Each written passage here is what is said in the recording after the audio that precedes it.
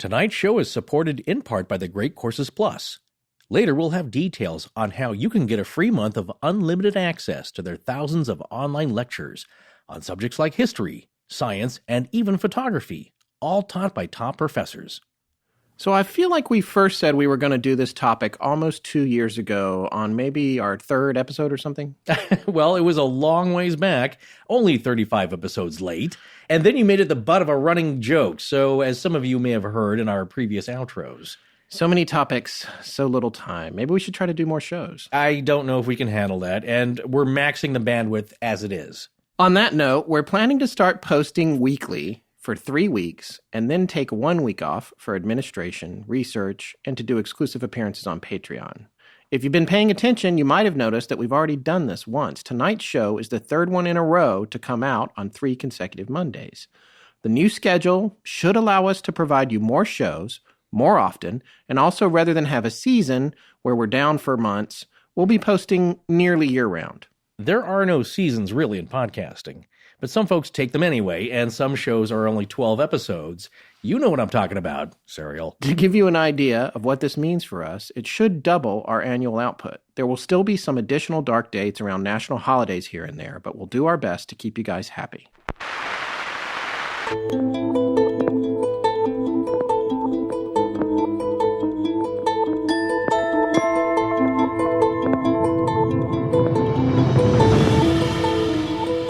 Welcome back to Astonishing Legends. I'm Scott Philbrook, and this is Forrest Burgess. I know how the pyramids were built. Ed Leedskalnin, builder of the Coral Castle. Join us tonight for a look at what was once called the eighth wonder of the world, the Coral Castle.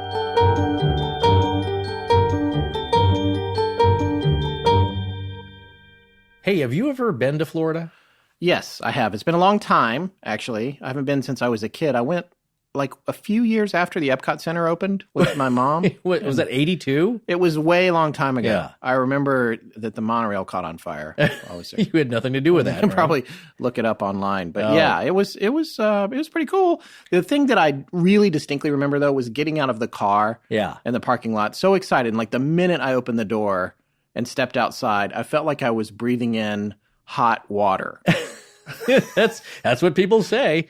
Well, imagine how the conquistadors must have felt, like Pedro Menendez de Avilés, when he and his troops landed in St. Augustine and founded the oldest, longest inhabited European settlement in the United States. But, you know, all that, the metal breastplates and the helmets, a lot of velvet, I'm guessing. You're just like, hey, this is a good place. Let's stop here. Mosquitoes. It's humid. Yeah. They were probably pretty ripe, I imagine, especially after being on that boat. Oh, God, yes. So we're going to talk about the Coral Castle, which right now is 30 miles south of Miami. What do you say? Right. Well, it did go. It wasn't always went through a hurricane too. Standing tall after Hurricane Andrew. Yes, which is Category 5. That's right. And we have found out through research in the Ark that it would stand tall in a storm they don't even have, like a Category 50.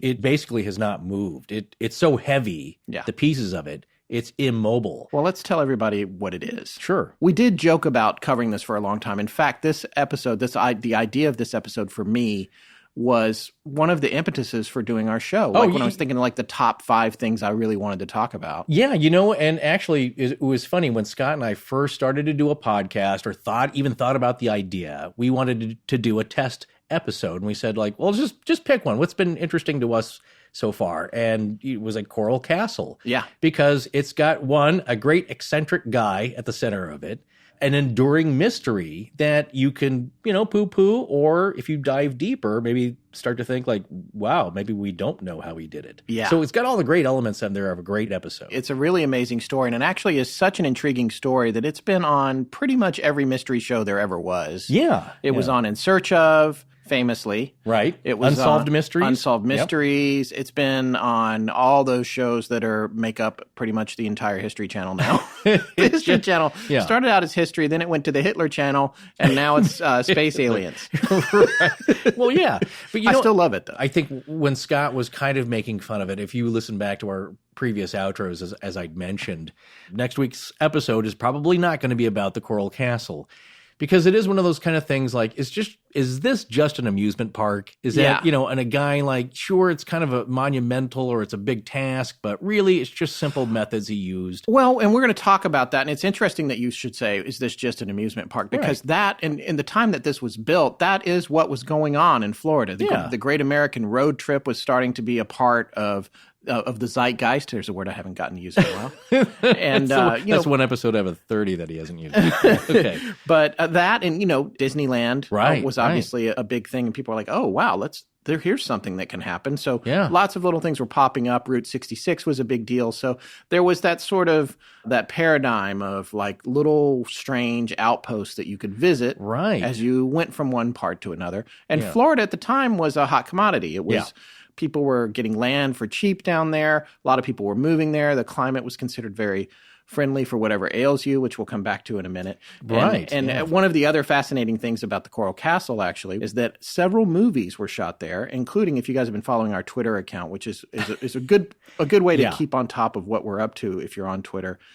I tweeted a picture of El Santo in the movie El Puño de la Muerte, which is the fist of death. Anyway, El Santo, who actually was a great hero to me. Many people wrote in after I tweeted that. He's a popular figure. I think if you grew up in New York especially, there's a recording artist I really like, Santo Gold, and she was inspired by the name. I guess his commercials would come up for local New York City television, and he'd endorse things, because he's a showman. So a lot of these guys, they have side gigs. There were actually a lot of other movies shot at the Coral Castle, including in 1958, The Wild Woman from Wango. Oh, I love that title. And Naked on the Moon, 1960. Do you see a theme here emerging? Yeah. Well, it certainly brought people to the castle. Well, it certainly, So let's talk about what exactly it is. The Coral Castle is a structure that this man, a Latvian immigrant named Ed Leedskalnin, built by himself at night with no machines. Right. I'm using the term machine a little bit loosely because there's some people that think that he had simple machines that he built, but I'm just saying there were no cranes, there were no bulldozers, there were no anything. And that's significant because the castle consists of 1,100 tons of oolite limestone. Some of these stones are twice the size of the blocks that were used to build the pyramids. In fact, one of them is 30 tons, one block, a single block. Yeah, that's crazy if you can picture that. But it's several million pounds of rock. Right. That this man quarried himself. Yes. Not only quarried it, stood it up into these huge vertical structures, some 40 feet tall, put it together, built walls out of it with joints that were as tight as the perfect joints of the pyramids. Yeah. All this stuff he did alone. And here's the thing about him. He was just over 5 feet tall, weighed maybe 120 pounds soaking wet, had tuberculosis, and seemed like he might have been suffering from malnutrition his whole life. Right. It's pretty crazy that this guy was doing this, and he was working alone at night in the dark, never let anyone watch what he was doing. People would sneak up. Of course, the neighbors got very suspicious because when they first started seeing what he was doing, it's like, wait, did anybody help you? No. Do you have any massive tools, any industrial machinery? No. How is he doing this? It's sparking a ton of curiosity. So they would spy on him. And then what they would say is that he always kind of sensed that people were looking at him. Yeah. And he was very polite man. He would just stop and kind of wave and then just wait there until they got bored and went away. And wander away or go, he refused to work in front of them. Now, was it ever repudiated that people never saw him working? Because I think I read somewhere it's like, no, people saw him working, but he was we're going to get to that later. Yeah. There are affidavits about his work, and there is him working some on camera, even some film that Universal shot. However, this is the important they don't part. show him moving the blocks. Exactly. That's the real it's more key quarrying type stuff, and they don't show him cutting either. Right. That's the important part. You got to realize that he's cutting into really bedrock. Scott, another of Scott's favorite words here. Yes, well, I learned about it from our show during Oak Island. That's right. Well, see, in southern Florida, this type of calcium carbonate bedrock, which forms oolite, is found throughout southern Florida, these swampy areas, and there's only a few inches of topsoil. So once you scrape that away, places, right, in most places, and it goes down 4,000 feet. That's crazy. I know that, but Now think about this. You can it'd be easy to make cuts all the way around it, but how do you cut the slice of the cheese there on the bottom? Yeah, and that's a good question. And then raise it enough to get it out of there. That's a good question. So Ed built this place, put it together. He actually, initially, I think he referred to it as Ed's place. Yes. He eventually named it Rock Gate. Right. It was not called the Coral Castle while he was alive. Right. And we'll get to that later. But he did call it Rock Gate or Rock Gate Park eventually. And the reason that he called it that was because it had a huge rock gate at the front and the back. There was a 3-ton gate at the back. At the front was one of the main marvels of this place called the 9-ton door. And this door was made from a 9-ton piece of coral that would swivel. It had an axis through the middle of it, and it would swivel around, and it was on some kind of bearing. And it was so easy to turn that a child could push it with their finger. And it made no noise. It was silent. And the tolerances were like... I think a quarter inch. Yeah, all the way around. Like the body panels on a Ferrari. Right. So yeah, but they're getting there. Yeah, but I believe it was a truck bearing. Yes, it was a Ford, which there was a lot of Ford parts actually in the Coral Castle. It was a truck bearing, and for 40 years, that door operated perfectly. Yeah. With no noise, no problem, resting all 9 tons of its weight on a small pie-shaped stone that was only a foot in diameter. And allegedly, the University of Florida analyzed that stone and determined that it was of unknown origin. Wait. What do you mean unknown origin? I'm talking about a space stone. They couldn't tell what type of rock it was. Well, this is a supposed long-time report. However, when people have recently, including one of the book authors from one of the books that we read in preparation for this show, and other folks have tried to contact the university and ask them about the tests they did on that stone, they've been cagey about it. They just, interesting. They won't say. They don't really know for certain. Yeah, and I couldn't find any information about where that stone was now. I don't know if it's still there under the 9-ton gate, which is still there, by the way. I don't know, but eventually the bearing rusted and it started having problems and they needed to fix it. And this was after Mr. Leedskalnin had passed away. This was in 1986. It failed. And there's varying stories on this, but essentially 6 to 8 workers had to show up with a 20 or in other stories, 50-ton crane. Right.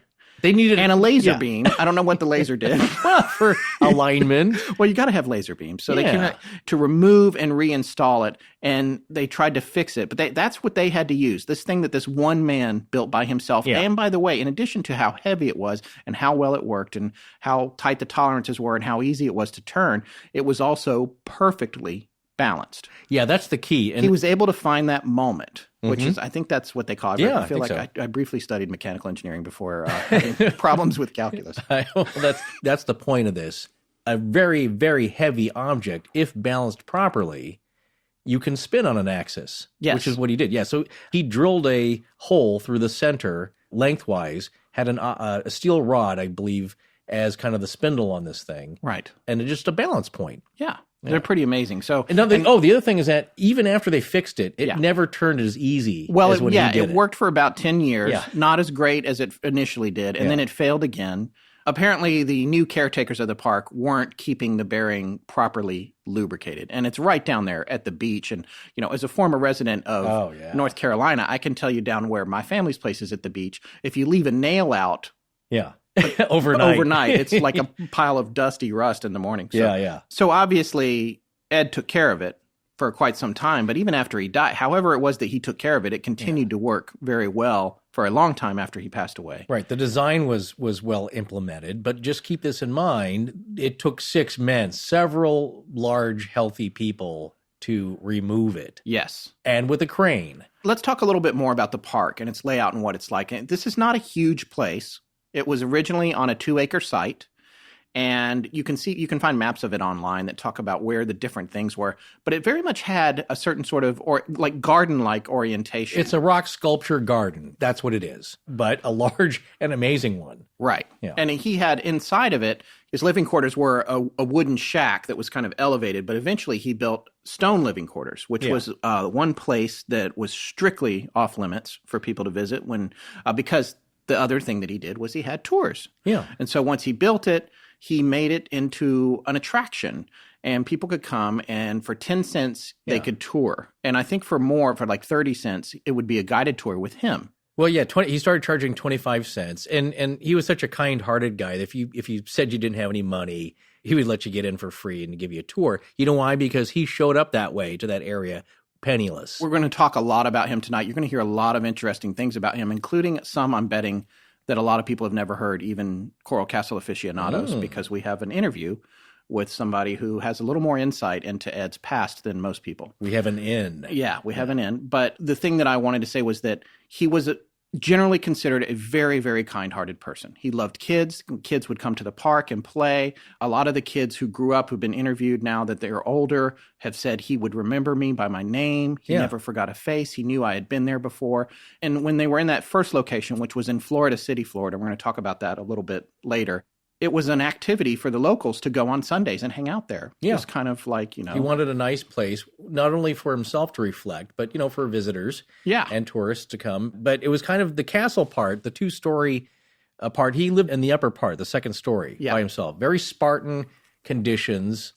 With a shop underneath it. Yes. Yeah. This is all made out of rock. Okay, so it's not like a well-furnished cabin. No, not at all. He lived very primitively. He was not glamping. Didn't have electricity, except that he had something that generated electricity, I believe. Yes. We'll get to that later. We will talk about that. It was a very simple life, and he grew his own vegetables, and often he had more than he needed, and he would trade that for other things in town, and the locals kind of poked fun at him. Just like Elisha Rivas. Yeah, exactly. Well, yeah. You're seeing a theme of character here in that it's the funny, kind, eccentric, hermit-type guy. Yes. Doing something pretty amazing. And the other really interesting thing about it is why he claimed he built it.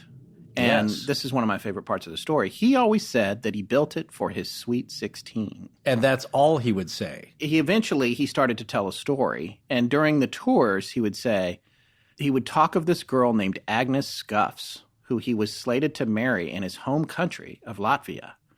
But she backed out the day of the wedding, right when she was about to say, I do. Cold feet. Yeah. Runaway bride. She apparently walked out of the church and disappeared, never to be seen again. And poor Ed was left. And because of his embarrassment, she was 10 years his junior, as the story went. Right. He wound up leaving the country, and he came to America. No, he really was devastated. It messed with him for the rest of his life, we think. Yeah, if you believe this story. The other amazing thing about the Sweet 16 aspect of it is that, I'm a child of the 80s. I have to admit it. I think I've made it pretty clear that Forrest and I are old, getting up there.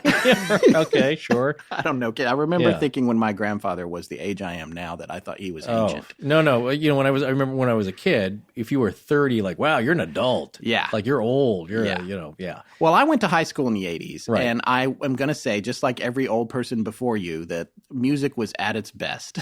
Yeah, sure. It's gone downhill, if you ask me. But I'm not going to get into that. But what I am going to say is that there was a musician that I really liked that I think everyone has heard of, even if you are just a tiny little millennial, and that's Billy Idol. Oh, come on, man. Billy Idol. Rebel Yell? Yes. Get some classics. I actually saw him in concert in Chapel Hill, North Carolina. Oh, at the university there? Yeah, it was right after they had built the Dean Dome, which is named for Coach Dean Smith. Oh, yeah. And it was an amazing structure, but it was an amazing, amazing show. And I remember he had just had a motorcycle accident. And he came out and did a show with a full leg cast. Wow. It's pretty amazing. And a cane. Yeah. Well, he may have been medicated, if you're not saying. Yeah. Well, we certainly got all the songs. He nailed the songs. I'll tell you that. But one of the songs that he sang was off his album, Whiplash Smile, which was one of my favorite albums of his. And that song is called Sweet 16. Yeah. Now, if you've heard the song, you know it really well. Some of you might know what inspired it. Some of you might not. Some of you might have been listening to it for years, maybe not so much recently. Yeah, right. But and not realize this, but it was inspired by the Coral Castle and Ed Leedskalnin. Yeah. And the song is actually about Ed. Yeah. Which is pretty amazing. Billy went to the Coral Castle, and some people have said that he shot the video there for the song, but I can't find any video that was shot there. The official video for the song is shot clearly in a studio or some other location. Yeah. But there are photos of him. I don't know if you know, but there's this website now called Whosay, WHOSAY, which appears to be like a social networking public presence website just for famous people. Oh, really? That's interesting. Yeah. It must have some kind of really well built controls to protect them and anonymity and everything, because I've seen a few celebrities who post things on there, and then it goes out to Facebook or Twitter or whatever. But there's something about it that allows you to It's a gateway. have a defense. Yeah, a gateway. And I was on Billy's Who Say site the other day, and if you look, you don't even have to scroll down. There's like a photo feed. Yeah. You go back that far, I think it was August of last year maybe, he posted a really old Polaroid of him at the Coral Castle sitting in one of the chairs. Oh, cool. Yeah. And he says, this is me at the Coral Castle. So we know that inspired him to write that song. I actually did try futilely to get in touch with him. Out. Yeah. I wanted to talk to him, but I found online that his interview rate was $10,000. And what I thought maybe I could get, find some kind of back way in there. It blew our 5-year budget just to do one interview snippet. Man, it was really cool. That's it. Yeah. There are some sources that say he was inspired by the In Search of episode. There's others that say he was in the area doing charity for a hurricane when he came across the Coral Castle, but it doesn't add up because the hurricane that would have been Hurricane Andrew, which happened in 1992. Yeah. And the song came out in 86. So that doesn't make sense. More likely, the person who said he might have seen it on In Search of saw it there, maybe went to visit it, something like that. But either way, the point is that Billy, if you want to put the record straight, give us a call. Tell us in your own words. Yeah. When you see it, it's impressive, and it sticks with you. And then obviously it inspired him. I love the lyrics of that song, and one of my favorites is "Built a moon for a rocking chair." Yeah. Which is, if you look at the photos, there's a lot of astronomical symbolism there. Crescent moons and planets, and there's a Polaris telescope he'd carved out of stone. So he was into astronomy. Yeah. The planets. It figures. Not Billy. Exactly. Yeah. Billy might be into it. He might be in it. Maybe that's what impressed him. But we don't know because he won't answer our calls. Right. As if this wasn't amazing enough, he builds this thing. He built it by himself, 1,100 tons of oolite. We looked up how to say that. Right. We'll stop talking about pronunciation. Yeah, if you're from the town of oolite, we're sorry. Is that a town? I'm sure there is. Oh, I'm sure there's somewhere that's called oolite limestone, bedrock. He built this thing, perfect joints, perfect seams, amazing 40-foot tall, 30-ton stones. Yeah, no mortar. It all rests on its own weight. Yeah, there's no mortar of any kind. Right. It's what, I know at least in ancient cultures, they call a gravity wall. Yeah. Because gravity is all that holds it together, and gravity is going to come up a lot tonight. Oh, yeah. But after it was built, about 11 years after it was built, he moved the whole thing. By himself. 10 miles north. He moved it from Florida City to Homestead, Florida. 10 miles up the road. Yeah, towards Miami, closer to Miami. I mean, he took it apart brick by brick, or giant, large chunk by large chunk, stone by school bus stone, and took it 10 miles north. And this was a really big deal, and this further enhanced the mystery around him. To clarify, he started in 1928? Yes. Right? And then how long was it up there before he decided to move it? He moved it in 1939. Okay. 11 years later. Okay. Yeah. So this move tells you a couple of things. One is that he is so comfortable with his craft that he doesn't really think twice about moving this thing that no other man probably could have built. Right. And putting it back together. It's just kind of unbelievable. And we'll talk about the reasons that he might have moved it here in a little bit. But one of the stories in the In Search of, which has a fair amount of misinformation in it. It's one of our favorite shows. Well, of all time, it's just a little light. We'll say. It's a little light. The acting, if you can find the In Search of, it's called the Mystery Castle or Castle of Mystery. Yes, I think exactly. It's called that episode. Yeah. Mm-hmm.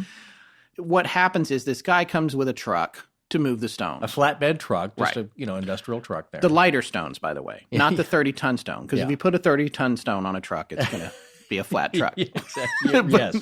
So he hires this guy. The guy comes, he parks the truck, and in the In Search of, they show him Ed's go around the corner, go over there. And so the guy walks away around the corner. You hear this little sound effects Guy turns around, comes back. Yeah. The rock, the 5-ton stone is on the back of the truck. The story I'd heard years ago was that the truck driver, a local man who he'd paid to help him move. $1 a trip. Paid him $1 a trip. Well, that was a lot of money. Well, it was enough money back then that he did it. Plus people, they're friendly, neighborly kind of folks. The guy was going to help him. That's the story I heard was the guy pulls up in his truck. Hey, can I use your restroom? Sure. He goes to use the restroom, comes back, and Ed has already loaded it without his help. Yes, that's another version of it. But longer minutes than what you see in the In Search of, where it's bring, and then he turns around 2 seconds later and it's up there. So then it's like, how is he doing that? And there was talk of an ability to levitate stone. Yeah. And so that's what a lot of people are sort of implying. He could levitate the rocks up onto the truck or levitate them into position. Some of the other things that Ed did that have to be read to be believed is he wrote a couple of books or booklets, or I would maybe call them pamphlets. Every eccentric does. Yeah. He wrote one called A Book in Every Home. And that was broken into 3 sections. The first section is actually called Sweet 16. This is a philosophical diatribe on the nature of what the Sweet 16 was. And for him, he described it as a girl who was new. By the way, let me just tell you, this is the most politically incorrect stuff. Probably not the most that we've done. No, certainly not to us. But let me read this brief section from the Sweet 16 portion of A Book in Every Home. All girls below 16 should be brand new. If a girl below 16 cannot be called brand new anymore, it is not the girl's fault. The mama is to blame. It is the mama's duty to supervise the girl to keep those fresh boys away. In case the girl's mama thinks that there is a boy somewhere who needs experience, then she herself could pose as an experimental station for that fresh boy to practice on, and so save the girl. Nothing can hurt her anymore. She has already gone through all the experiences that can be gone through, and so in her case, it would be all right. Okay, well, that's just one little slice of that book. It was a different time. It was, different time. Come on. The other 2 sections are called domestic, and then there's another one called political. Oh, dear. This is not the only book he wrote. He wrote another one called Magnetic Current. Yeah. Were you able to get through that one? I did get through it, but I still don't know what happened.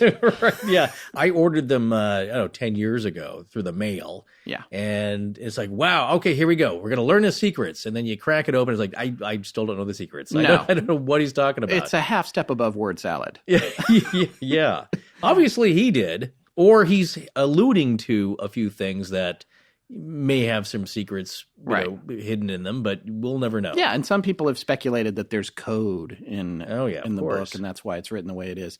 And this is where we're just going to briefly, as we wrap up sort of sharing the legend of the story with you, we're going to briefly mention some of the theories about how Ed was able to do his work.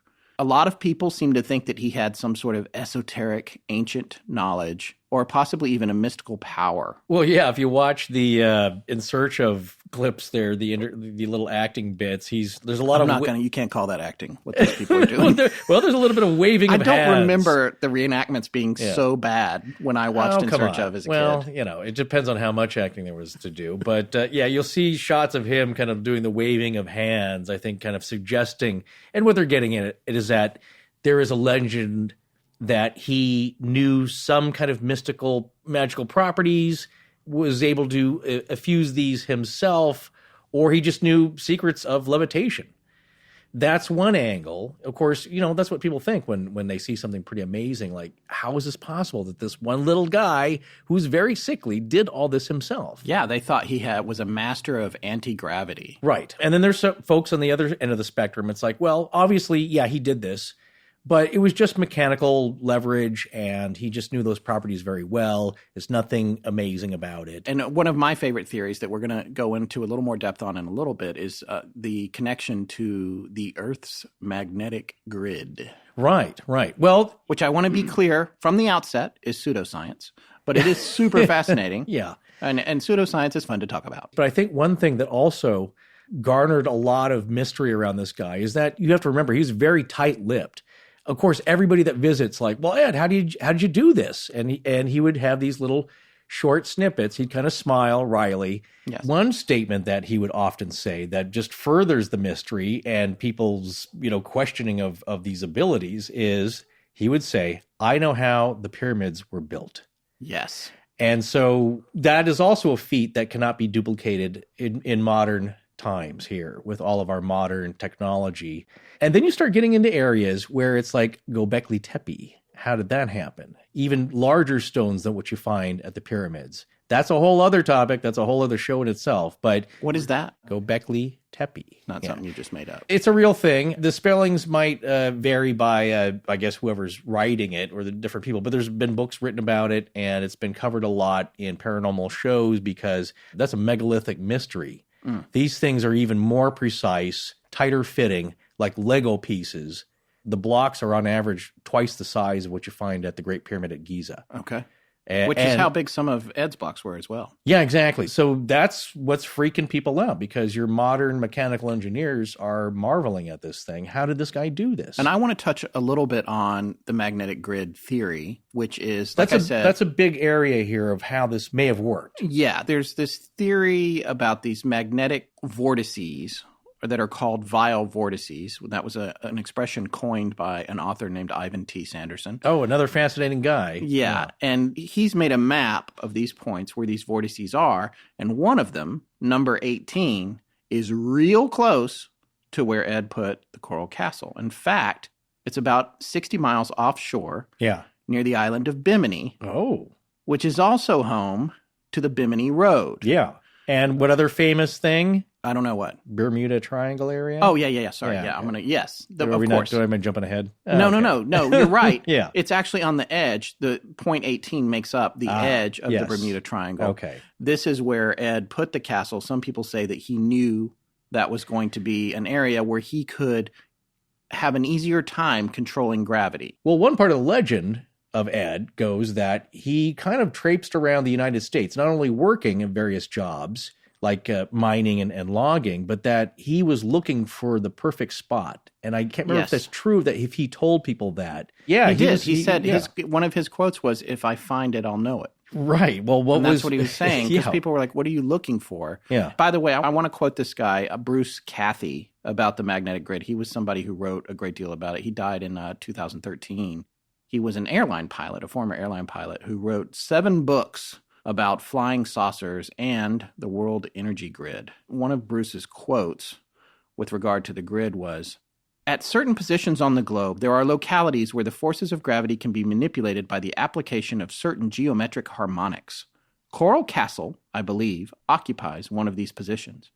We already know for certain a little about other areas of gravity abnormality. Many of them exist deep within the oceans. Modern navigational charts show ocean areas where the sea is above sea level, as much as 250 feet or more above normal sea level. Apollo 10 astronauts found abnormal gravity conditions on the moon, causing their frail craft to buck and tumble in totally unpredictable fashion. Where these geometric conditions exist, it is evidently possible for people who have the knowledge to use gravitational forces to construct great buildings of massive material. Stonehenge, the ancient pyramids, the temple at Baalbek, and perhaps the pyramids in Central and South America were the results of a combination of knowledge and gravitational abnormalities." So that's what Bruce Cathy thought, and he specifically thought that maybe the Coral Castle was built using those principles. Okay, and the other idea is that that's maybe why Ed moved it. Right. Okay, so that covers the legend pretty well. Before we drill down on this, let's take a moment for tonight's sponsor, the Great Courses Plus. I think it's pretty obvious that if you listen to our show, you like to learn about things just for the pure pleasure of it. That's exactly right, and that's why we're excited to tell you about the Great Courses Plus video learning service, where you get unlimited access to thousands of the Great Courses online lectures on so many topics, including history, science, and even photography. I'm actually still watching Forensic History, Crimes, Frauds, and Scandals, which is taught by forensic pathologist Professor Elizabeth Murray. Oh, yeah. Well, did you find anything cool? Yeah, I'm on the one about the Black Dahlia murder. Oh, yeah. That one's kept people obsessed with it ever since. Just ask James Elroy. You know how the LAPD found out who the victim was? No, how? Tell me. They couldn't get her fingerprints to the FBI in D.C. because of the weather causing flight delays. So the editor of the L.A. Herald-Examiner decided to use a cutting-edge newspaper technology for 1947, a sound photo machine, which was an early way of sending images using telegraph. The prints revealed the victim was 22-year-old Elizabeth Short, who worked as a civilian on an army base, so her prints were on file. And that was the first time evidence transfer of that type had been tried. How cool is that? Well, that's pretty cool. Well, we love cutting-edge technology around here, and we really want you guys to try the Great Courses Plus. So they're giving you a special chance to watch hundreds of their courses for free, including forensic history, crimes, frauds, and scandals. We know you'll love the Great Courses Plus as much as we do, so sign up today, and as one of our podcast listeners, you'll immediately get 1 month free to start watching as many lectures as you want. And be sure to check out forensic history, crimes, frauds, and scandals. Start your free trial today. Sign up now at thegreatcoursesplus.com/legends. That's thegreatcoursesplus.com/legends. Check it out.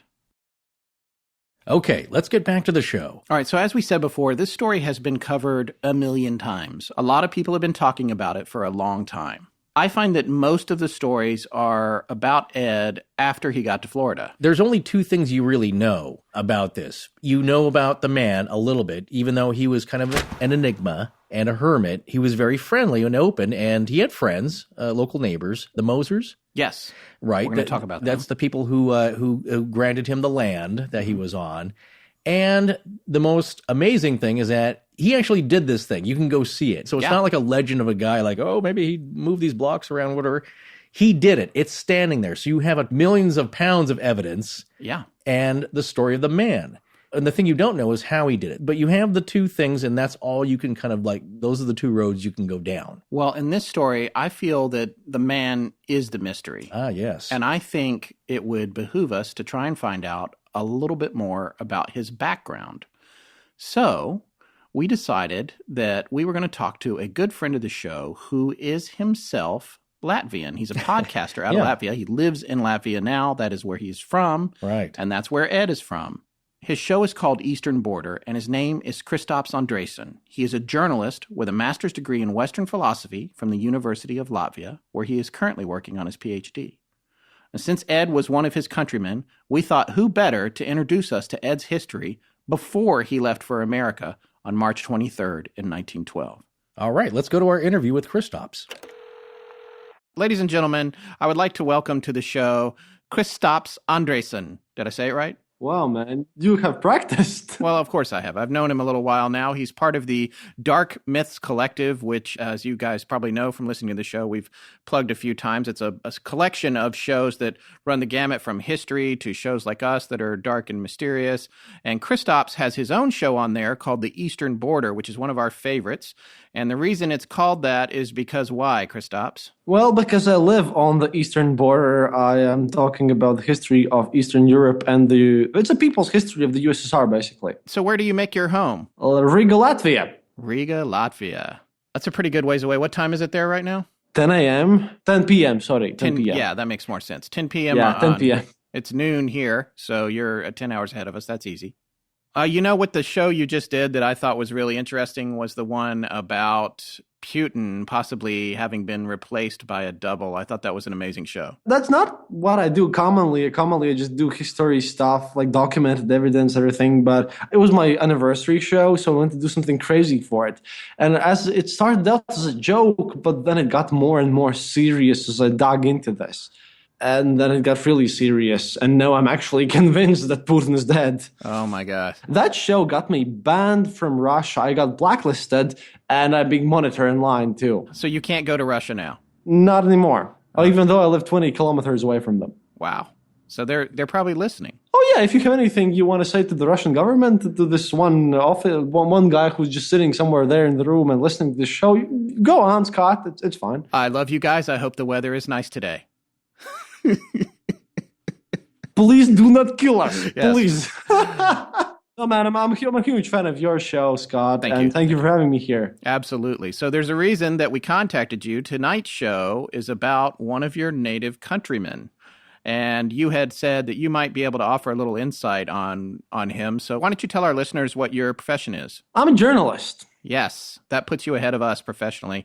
We are not journalists. We are pretend journalists. You're an actual journalist. I don't really think so. I mean, you cover way more audience with Astonishing Legends than I did with my show. Well, you have training though, and we don't, which our listeners like to remind us. Yeah, I do. All right, so let's talk about Ed Leedskalnin, who built the Coral Castle. Oh, the old anarchist. Yes. Oh, yeah.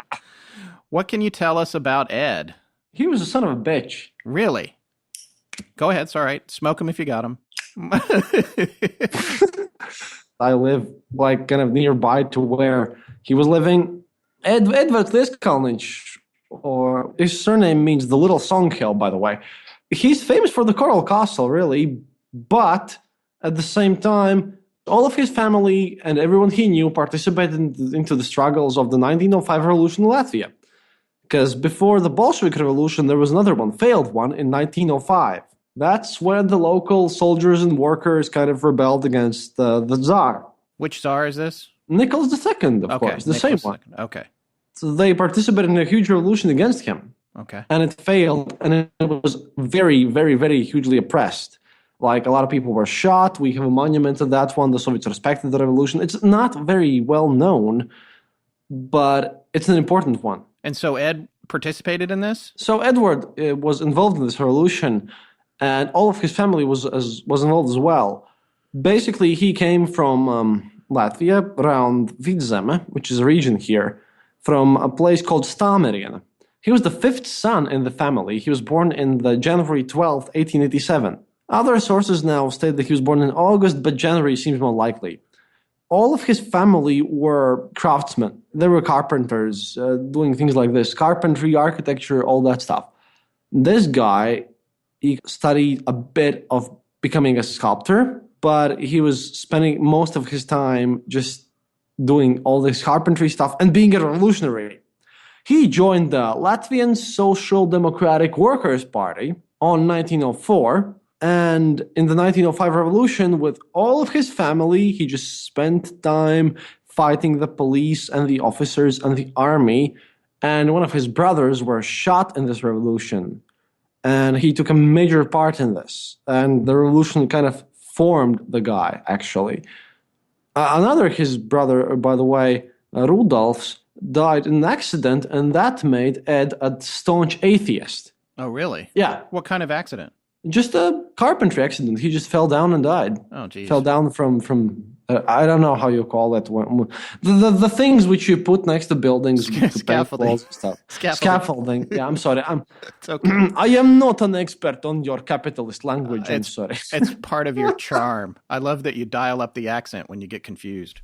This is just what I do. I mean, yeah. But Ed was born to a family of revolutionaries. He participated in the destruction of a spirits factory in Stammerien, by the way, in the 1905 revolution. Like alcohol? Yeah. Yeah, okay. They had this huge booze joint owned by the local baron, and he shot a bunch of cops, then firebombed it. Oh, geez. So he was part of that, and he also, and just to recap, his brother fell off some scaffolding and died, and he decided there was no God after that. Yeah, and he became a staunch atheist, and all of his family were just carpenters. Okay. He had a 4-grade education in school.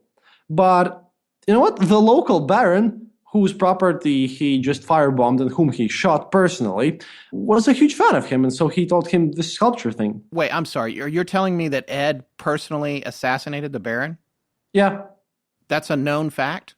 Yep. And on top of that, the baron had been a mentor to him in terms of sculpture. Yep. That's fascinating. I can't believe that. Do you have sources to verify that? I do, but they're in Latvian. No, seriously, if your listeners complain, just give them my email and I will do my best to translate them. But No, I believe you. I just want. I'm reading from a book called Korallpils, which is Coral Castle, just in English. And I'm living very nearby to where Ed was born, just 40 kilometers away. So I visited that museum dedicated to Ed. You went? I went there, yeah. I don't have a car, but I took a bus ride. Didn't allow me to take any photos, but I went there. I read through the documents, and they had all this collection of the people who lived next to him, what they had said about him, and a bunch of documents about this revolution. So yeah, he's an assassin. Right. So is that the only person he killed, to our knowledge? A bunch of cops too. Wow. So this paints a whole different picture. He used to walk around with a rifle around him at all times because he was just prepared to shoot cops because he was a complete anarchist. What kind of rifle was it? I think it was Lee Enfield. Okay. Really. I have seen some pictures. but it's one of those bolt-action rifles. Right. You know? So how does that work? How does a revolution that doesn't work, what happens? There's just a lot of killing and then things go back to the way they were? Well, 3 brothers of his were killed. All of his family was killed. Oh, okay. You know, the usual, the Tsarist people oppressed it. Right. And then he kind of got involved with Latvian paganists. Oh, really? The traditional legend goes that about his Sweet 16, that her name is Agnes Scuff, who had rejected him. But that's not true. He really was engaged to, according to documents which I checked personally in Leedskalnin, there was no marriage between Agnes and Ed. There was a arranged marriage between Ed and Hermine in the papers, but it never happened. They just arranged it, but it never happened. And this Hermine Lucis, she was just 2 years younger than Ed at this time, not 16 or 17, about 25. Okay. And she was the cousin of Ernest Brastinch, the Latvian religious leader. Okay. Mr. Brastinch was known for his neo-paganistic movement Dievturība, which means the harmony with God. It's a revival of old Latvian pagan beliefs. It's fully made up and it still kind of lives up today, but actually it has less to do with paganism than ever. But essentially, he got involved with this pagan movement, this serious pagan movement at the time, but he was turned away because this Ernest Brastinch demanded Ed to ask 2,000 rubles so that he could marry his cousin. Yeah. A dowry. A dowry of 2,000 rubles is a lot because 3 rubles buys you a cow. So this was a lot of money. It's a lot of money. It's about $300,000. Wow. Okay. So what did Ed do? Ed decided to do what's best, stick it up to the man. So he goes to England, joins Peter the Painter with all of his carpentry training and everything, and joins his anarchistic movement there. Because Peter the Painter is a very famous anarchist in UK. He's the reason why the British cops have guns. Okay. Because there was a standoff between them.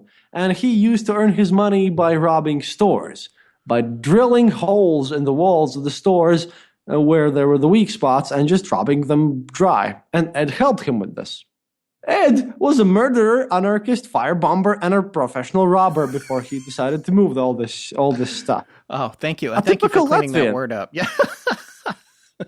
This is some deep background on Ed. So he did all this stuff, and then he eventually bailed to the U.S. Do we know what year he came to the U.S.? I know he moved to the UK in 1910. He moved to the US in 1912, just after the Sydney street siege. Him and his buddies were locked up in this building with actually welded plate mail, and the British cops didn't have guns, so they got guns, and there was like a 24-hour shootout. Wow. So we're going to have to put links to all these events and Peter the Painter. We're going to have to, this is really fascinating stuff. So how is Ed perceived nowadays in Latvia?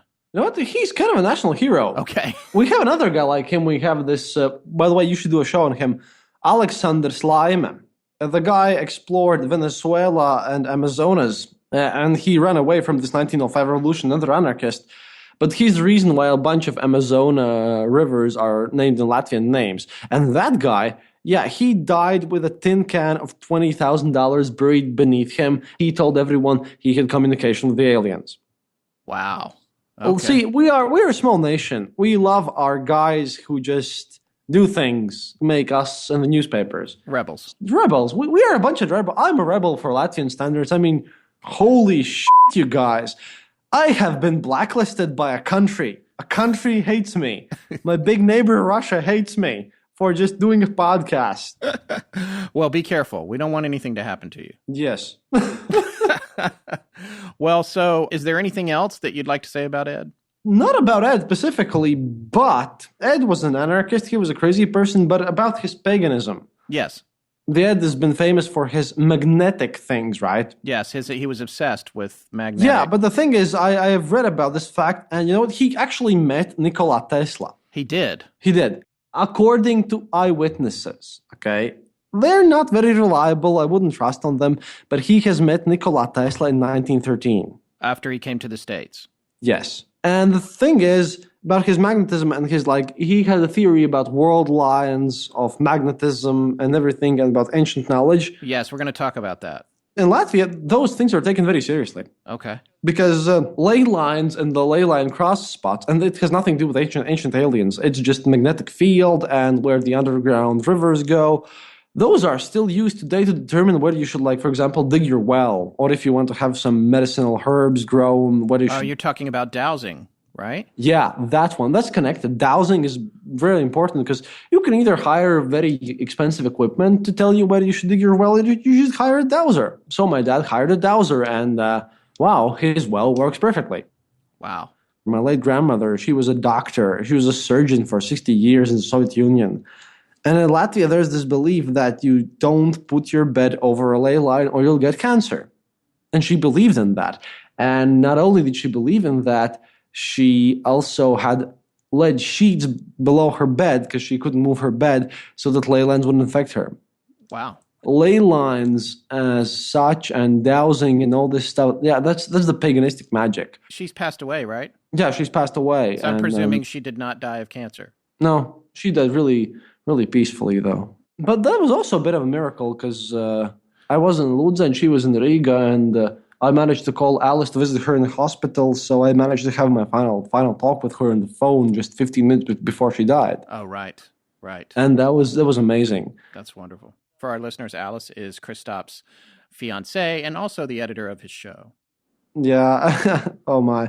Well, the important part is that these ley lines and also what Tesla would call the magnetic network, the world power network, those are taken seriously here. So if you kind of consider that, Ed was a staunch atheist. He didn't believe in any magic or anything supernatural.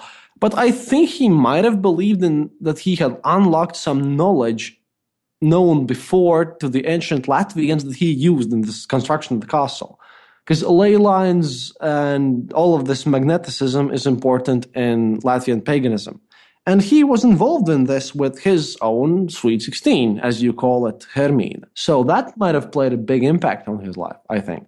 I think that even if he didn't do anything supernatural, because whatever Ed did, he didn't think of it as supernatural. He just thought of it as doing something which is scientific, but just not known to modern science. And he also claimed to have cured his tuberculosis with this. Yes. Which he did after his diagnosis. He lived another 20 and you know years. What? That is how the local, we have these healer people here. Pseudoscience people dismiss them. But if you have incurable cancer and you don't know where to go, you go to the local, still paganistic healer guys, and they take you to special places. And you know what? It helps some people. All right. The thing is that this is taken kind of seriously, and if you think about it, you should really think about Ed in the categories of maybe uncovering some secrets of the past, which we just don't know yet how to abuse or use. All right. Well, thank you so much for your time. Thanks for making yourself available. We really appreciate it. If you have any questions, please let me know, because technically there are reports of Ed also being involved in the Pancho Villa uprising in Mexico, because, he was an anarchist. Oh, wow. Oh, that's fascinating. We'll have to look into that. Thank you again. We'd like to remind everybody to check out The Eastern Border. It's a great podcast. If you haven't heard it, you should check it out. Subscribe. Christops does a very fascinating show. It's consistently interesting. All right, man. This is the American man is just trying to make me look nice. But it was really nice to be here, man. Thank you. Thank you for having me. It was great to have you. Yeah, man. Have a great day. All right, take care. See ya. Bye. Well, that was a fun interview.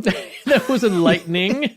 Some interesting tidbits about a very mild-mannered man who was very friendly. But you know what? Maybe it's that whole scenario where the soldier leaves his past life, to lead a quieter life, and all this crazy stuff happens. And then, it's the action movie. Yeah. He's a very quiet man, and then he kicks a bunch of ass in town. Yeah, history of violence. Yeah, that's what I was getting at. I couldn't remember the name. Yeah, but Viggo Mortensen. Christops does a great amount of research, and he's a professional. He's a journalistic professional. Yeah. But it's crazy sounding. Yeah. But assassinating the Baron, who was his friend. Boy, that's the classic. You just hit on a very, very archetypical. Before that, the Two Pillars, The Widow's Son, the start of Freemasonry. Mm-hmm. Yes, the Master Builder and the Apprentice. I want to talk about Ed's brother. He had lots of brothers, right? But I can't remember how many total. 5? I can't remember. But His brother Rudolph is the one that fell and died. And Yeah. something that Kristaps didn't mention, I decided to dig in on that a little bit. Yeah. And I found that Rudolph was working on a church in Russia. And the church was a German Mennonite church. Mm-hmm. Not super big, not super grandiose. I actually found a picture of it. Oh, really? Supposedly, Yeah. it's in a town called Numara, and it's still standing and is being used as a government building now. And I found an old picture of it, not a current picture. It was very difficult.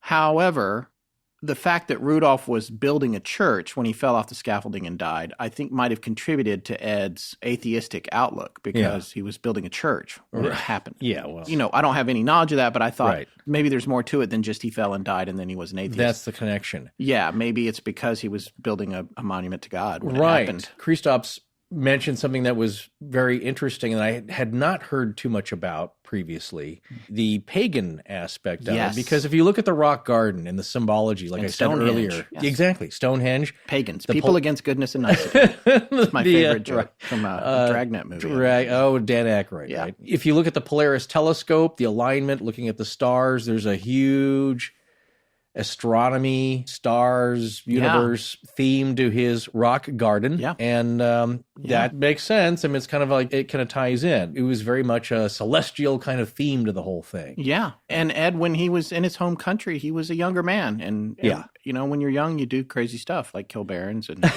shoot your mentor, sculpting baron. But that's where he learned his sculpting techniques, right? His craftsmanship. Yes. Is that he was an apprentice to somebody. Well, the Baron apparently showed him or taught him how to sculpt. And then he messed with him. But he also had learned the craft of masonry, which is something that we hadn't really mentioned up until now, which is obviously an exalted and ancient craft with many bits of secret knowledge intertwined in it, especially that knowledge that they had, that the Masons had in the early days that allowed them to build was guarded very much. And there's never been an illusion that Ed was a Mason as part of the Masonic, rite. But there is an idea that when you have exceptional skills, especially in construction, you keep those skills to yourself because that's your livelihood. You're part of a guild. Yeah. So and there's steps, there's levels. You apprentice, you become a junior builder, senior builder. It's like with everything else. Master builder, like the Lego movie. That's what they're referencing. Yeah. It's like the Freemasons, which is, it's symbolic. Yes, it started off, of course, with stone builders. You look at all of their symbology now. I remember my great-grandfather at his funeral. He was a Mason, and a bunch of old guys showed up, and they had the aprons on, like what you would wear if you were a stonemason. Right. That's an interesting point. Ed had to learn some of these skills somewhere, but he also had a lot of natural ability. As he would say himself, it's easy to do if you know the secret, which is kind of that's not much of a saying. Of course, it's easy if you know the secret to it. Yes. But that's, people would ask him, like, how are you able to do this? It's like, well, if you know how, it's easy. So it's kind of a roundabout thing that leaves you nowhere, which is everything that he said. You were kind of left still scratching your head. Yeah, and here's the other thing about Ed. The one thing that we do know for sure, even if we can't say for certain how he built the Coral Castle and then took it apart and then built it again. Yeah. He had a tremendous amount of willpower. And people have said that he didn't really care about time. When he said he had this big project, like of moving it, he would say, well, it'll take me a while. But I'll just do it until I'm done. There's no sense of it. Earlier, we mentioned that, he would trade vegetables and that's how he ate. And not a lot, because eventually, towards the end of his life, the doctors that examined him noticed that he was malnourished. But he had no day job, right? What did he do for money? He gave tours. 10 cents a pop? And maybe over 28 years. Well, he said, but before, when he was saying it was Ed's place, before he even renamed it Rock Gate, he would tell people that over 15 or 16,000 people had visited it. And he also sold his pamphlets. That's true. And one of the things about A Book in Every Home was that every other page was blank. And he had said that was ostensibly so you could make notes. But some people think it was just so he could make the book look fatter than it was. There's an aspect of him that feels a little P.T. Barnum. I will say that. Just, but he's not gouging people. That's what I love. No, it's like, he's 10 working cents for his money. 10 cents would be a few bucks nowadays, but he wasn't gouging people. And that was what they said, was that he was very generous. If you were down on your luck, you were just curious, he'd let you in for free. He got a lot of people showing up, and they were goofing around and trampling his shrubberies, his hedges and whatnot. And he got kind of sick of that. So he's like, you know what, I'm upping the cost, and I'm not going to give so many personal tours, because if you showed up, he would just come out and give you the tour, no matter when it was. So he's very open, but it's interesting in that he's that open and welcoming, but also, on the other hand, very closed and tight-lipped. Yeah, and apparently he had this whole past life. I mean, well, even he did something before he came here. Even if there were some details of his life in Latvia that you just are like, even if you take away some of them, you say, well, I don't know if he did that. Any one of them is startling, being part of a revolution, the death of family members, all of that stuff. Sure. There's a lot to it. Now, one of the things that's interesting about this case, and it's like any other case, and we've talked about this on a lot of episodes, is there's a lot of people who have it figured out. Everyone has solved it. Everyone's made a video. If you see the word solved, you've got to know that there's a high chance that it's not accurate. Now, I watched a bunch. My wife has a term for people that seem to be know-it-alls, and she calls them key janglers. And there's a lot of key janglers making videos about the Coral Castle and about this is how he did it. This is how it was built. Yeah. None of them have actually built coral castles that I know of. There is a man that I do want to talk about who's very important to this discussion, which is Wallace Wallington. Wally. Wally Wallington. I don't know if his friends call him Wally Wally. I think so where you got it. But I watched another video with a guy who's like down there, and he's more of a skeptical point of view, and there's nothing wrong with skepticism, but he's just like, well, he just quarried it with these chains with teeth on them. As a cutting device. Tool, and it's like, that's his whole theory, and it's actually coming from one of the tour guides at the park, who I don't know if he's still a tour guide there, but the tour guide is saying he quarried him with these chains with teeth, and it's like, well, if he did that, where are the marks? The stones aren't scored. Right. You need a machine to do that. Well, yeah. If you're one man, unless you got two people and you're doing it, old-fashioned log But the guy just says it real matter-of-fact, and he's saying, that's what happened. And I'm sorry, I'm just not buying it. Now, you sent me another video that a guy did, and we'll share that link. Mr. Russell, maybe? Yeah. It's about 30 minutes. He actually did build a lot of the contraptions that Ed had, and including the tripods, as well as the electric motor thing, which we're going to talk about in a little bit. Ed called his perpetual motion machine. He built all of that and was able to show how that might possibly have been used to mechanically quarry stone by sawing it. And his implication was the hardest part of Ed's work was done by machines, and that's why he had the engine and electrical power running, and it was actually cutting stone. Then he was able to move it fairly easily using principles of balance and leverage, and we'll talk about that more, and that's where Wallington comes in. Oh. And that stuff is kind of convincing, but before we go down that road, let's come back to when Ed came to America after he got done with all the killing in Latvia. The assassinating and the anarchism.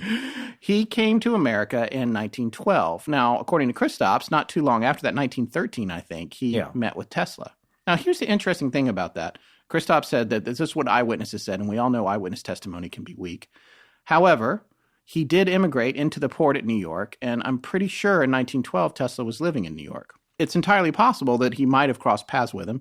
He might have sought him out, given his clearly natural curiosity for magnetic current and electricity, and it might not have been too hard to actually get an audience with him at that time. People were much more approachable now because you didn't have as many crazy people trying to swim in your swimming pool, put your clothes on, and stab you at the end of it. So if somebody were to receive you, it was easier back then to get to them. By way of fact-checking, I want to be clear. I am not positive that he lived in New York at that time, but I know that he lived in New York a great deal.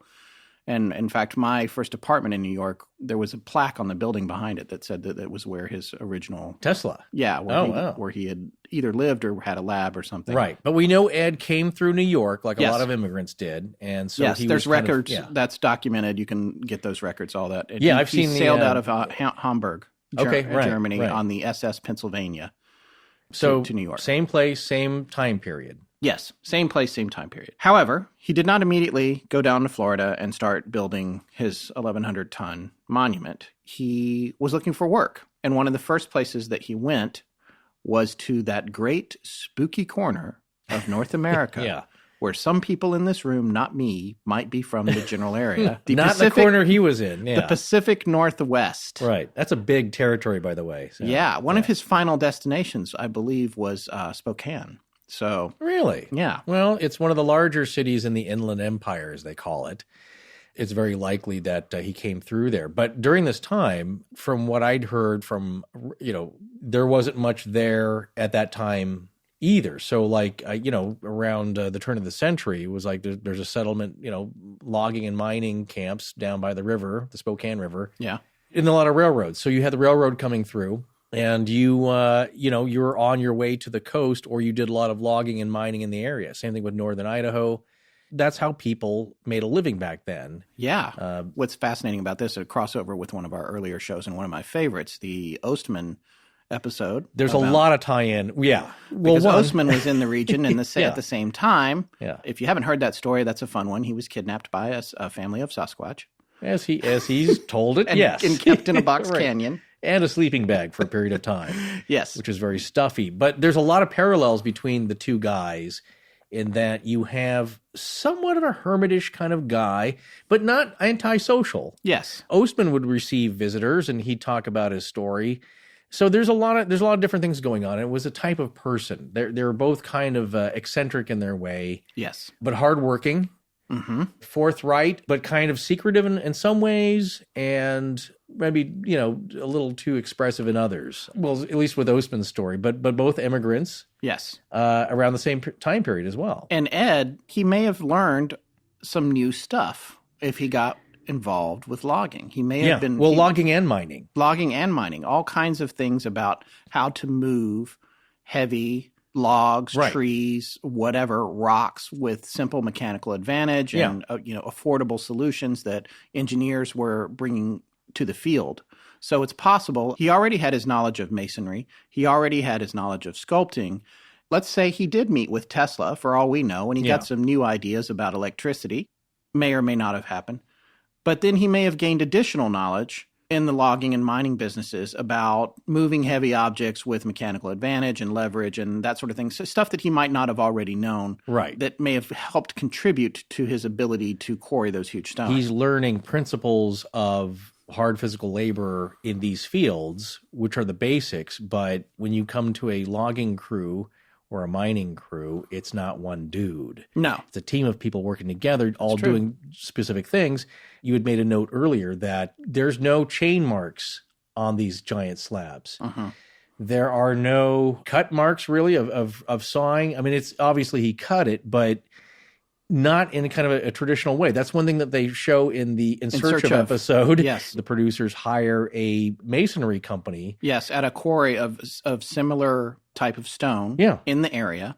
Yeah, to get this, to basically cut a slab. And again, think about this, folks. They use a diamond-tipped, like chainsaw. It's like a chainsaw, right. Thing to cut the rock. Think about it. How do you get that up? So you can is a technical term. You make a rectangular cut, but how do you get at the bottom cut? My dad is going to be mad about this one. About rectangles? Well, he's a civil engineer. Oh. The amount of things I'm flubbing. You should have had him on the show. They use this thing to cut the stuff. Yeah. Well, watch the show because we'll have a link to it. They have a lot of trouble with their modern machinery. The crane is tilting forward. Yeah, it almost falls over. Yeah, you can see that, it's a little bit for dramatic effect that they kind of show the back track they're lifting up. But they wrap a chain around it and have the shovel part of it lifting this slab up, and there's tons of chain marks. It's not easy to do. It's scraping along the edge of it. And the operator of the is it a backhoe technically? I don't think it's a backhoe.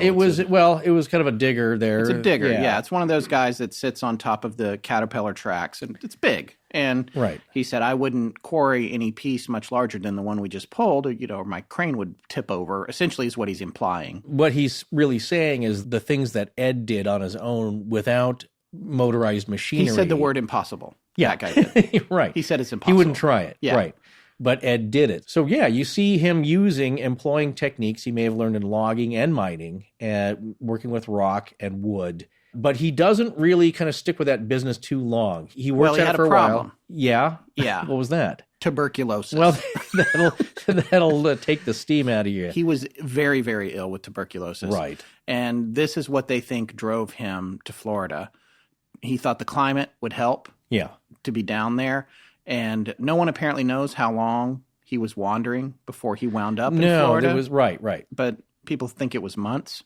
It could have been that took him out of the work that he was doing in the Pacific Northwest. It's hard to say. But he eventually made his way to Florida City. Right down at the That's tip. a different creative name. Every state has one. There's California City, right, not too far from us out in the desert. Yeah. But I guess he was out on this road. He probably was looking for land. He may have even been dowsing, but he collapsed on the side of the road. And this guy was driving along named Reuben Moser. He was a local land speculator, which was a big business back then because, like we said earlier, a lot of people were moving down to Florida. And tons of open was land. Cheap. Yeah. So he's driving down the road in Florida City, which at the time was a town he had more or less founded. He's not technically a founder, but he extolled the virtues of living there. And because he was a real estate agent, he brought all the people there. And it had a decent little population. I think it was something like 700 or 800 people at the time. And he saw Ed on the side of the road. And he stopped because Moser was a very, very nice guy. And it's funny when I think about this scenario, it reminds me of, we always talk about movies. Yeah. It reminds me of Marty McFly falling out of the tree and getting hit by the car. This guy picks him up. He's like, what are you kids doing? No, but he picks him up, puts him in the car, and he takes him home because he's concerned about him. Yeah. The Good Samaritan. Yeah. And he finds out when he gets home, they find out, if you believe the In Search of reenactment, and I use the acting term loosely, they find out that he's very ill. He's suffering from tuberculosis, he's coughing, he possibly even coughing up blood at that point. So they take him into the home and nurse him back to health. He stays with him for months and months and months. I'd like to add that they had a fairly young daughter, and some people speculated that she was a sweet 16 for him. Right, that was the inspiration for him. Yeah, but there's not a whole lot to that. Right. But anyway, they nurse him back to health. He starts looking for land. Moser is obviously the man with the land. The guy has got land. So what's happening now is Ed is going all over town on his rusty old bicycle, and he's apparently dowsing and poking the ground with a stick because he is not interested in farmland. If there's soil, he doesn't want it. He seems to be devoted to finding the worst land you could possibly find. Well, that's not his main point. His main point is he's looking for something that doesn't make sense to the local folks there. Right. They think that possibly he's got a treasure map. He's looking for treasure because he's got sticks, he's poking, he's turning things over, but he's not finding what he's apparently looking for. And when he does, Mr. Moser is like, what do you want with this? This is pretty terrible land. You can't farm on it. Yeah. But that's not what he wants. No. And for some reason, he wants that spot. And like he said previously, I'll know when I find it. And so he bought this 2-acre parcel, which I think Moser already had. Or maybe Moser bought for him and sold to him. Yeah. I can't remember the amount, but it was super cheap. It was either $100 or $10 or something. It wasn't very much at all. Right. Because Moser was like, this land, nobody would it's want this worthless. anyway. Yeah. Ed moves out there, proceeds to start working. Before too long, word gets out that he's up to something unusual. And he starts quarrying and building what would become Ed's place first and then later Rockgate. So that was the first iteration of it. He claimed that using his knowledge of magnetic current and magnetism in general, that he cured himself of tuberculosis. Right. He got more strength in him somehow. He did, and he lived for many more decades when he was theoretically pretty much about to die. Yeah. There's something going on there. It's a little little unusual. And then on top of that, he's building this, single-handedly building this, ridiculously complex and heavy structure. Right. After it's been there a while, has a fair amount of visitors, people are coming there, he decides it's time to move it. And we alluded to this earlier. I think 1938, he decides to move it. Yeah, I think so. He's got that inscribed on the stone. Yeah. The and entrance. The question is, why did he move it? And that all comes down to, why did he build it, or how did he build it? Mm-hmm. He'll tell you in its first location that he built it for his Sweet 16, which we've already talked about. How he built it is another question. How did he build it? Did he simply use mechanical advantage and methods that he had learned through his travels to construct something so ridiculously complex, even though he was only 125 pounds and sickly and, seemingly not a very strong person? Was he using harmonic levitation? Was he using the Earth's magnetic grid? Was he dowsing, looking for the perfect place where he could take advantage of anti-gravity principles? Did he know things that we did not know? Which is what Kristaps said. He said, he was exposed to paganism in Latvia. He was exposed to all kinds of, it's possible that he had this esoteric knowledge. Now, it occurs to me also that he is very exalted in Latvia and that he has become somewhat of a legendary figure. Well, as you said, he's kind of a local hero there. Yeah. So there's probably a lot to be said for the reality of who Ed was and what he's become in hindsight. And that can probably also be said of the Coral Castle and its presence in the United States. The story itself has taken on a life of its own, and people seem to be more and more fascinated with trying to figure out how he managed to get it together. Now, there are people that speculate that the reason he moved it was because he made a miscalculation when he first built it. There's another story that he was assaulted by a gang of rough kids who beat him up. Right. Another piece of tremendous reenactment quality and in search of. Yeah. It's the East End boys. Yeah, they kind of like pushing him around. Yeah. They roughed him up and took whatever little bit of money he had, and he moved for security reasons. There was a rumor that he had heard that a development was going in, but to this day, the area is still not very much developed. No, but I think that's the main theory. He'd heard there was going to be more development, so he decided to scoot on up 10 miles up the interstate. Well, there's another theory. Nobody was really coming to Florida City. Oh, to visit his place? Yeah. Homestead was right off US 1, the main route to the Keys. Yeah. If he got up there, which is where it is right now, still right off US 1, it's sitting on the side of the road by one of the greatest road trips in the country. Mm-hmm. It could be that he just wanted more business. He thought he'd make a better living. Yeah, I guess. I mean, how much business is it? It's not like he's Universal Orlando. He's making 10 cents a pop here, which puts him probably in some Well, I'll tell you what. When he died, they found $3,500. Oh, $3,800. $38 and is hidden up in his little which is lair. A substantial sum at that time, but it's not like it's $100,000. He had some money squirreled away. He was very frugal. He didn't spend any money on anything, probably except for tools that you see. But the other theory that I like better just because it's more interesting, if you go down this whole Earth grid, magnetic grid of the Earth and these hot spots and vortices, you start getting into ideas like geomagnetic reversal, which the Earth's magnetic poles have shifted over its lifetime. I think the average spans are either like 0.1 and a million years apart, and I think the average is about 450,000 years.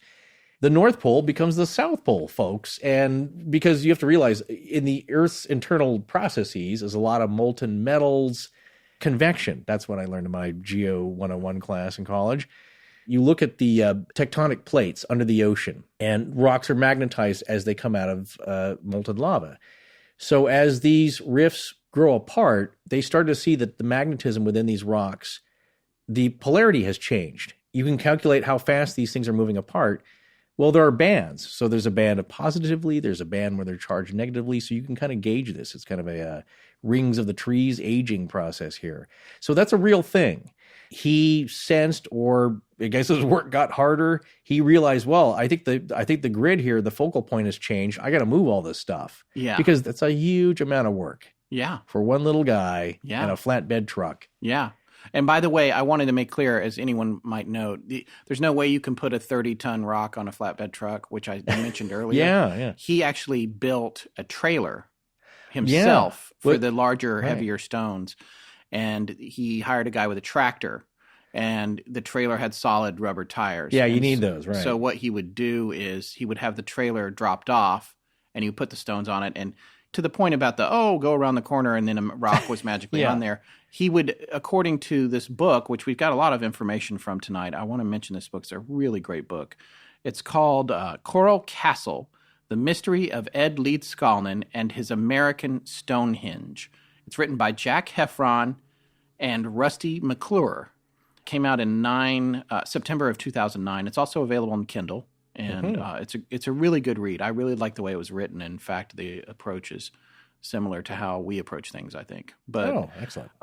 Which drives some people crazy. They don't really appreciate our manner. But I'm not saying we could write a good book, but these guys really did, and it tells you the whole story. Yeah, it tells you the whole story. But what I wanted to say was according to the guys in the book who they interviewed people or found it, there were a lot of affidavits that were rounded up by some of the other investigators. There's like 300 affidavits of witnesses. Interviewing, people have seen stuff. Yeah, and some people would say they saw mystical stuff. Other people say that it was more mundane. Right. But a lot of people saw a lot of things. One thing that was pointed out about this trailer that would carry like the 30-ton stone, for example, is it would be dropped off on a Friday, and Ed would say, come back Tuesday. Still pretty amazing. He's going to be alone. Yeah, he's inching. He's going to move a 30-ton stone onto this trailer that he built, and that tractor he put some socks under it, right, slide it. The other classic affidavit, I guess, is from these 3 teenage boys who decided to spy on him. The other part of the mystery is that he only worked at night. And never during the day, never while anyone was watching. As we stated earlier, he was very polite. He would just stop working.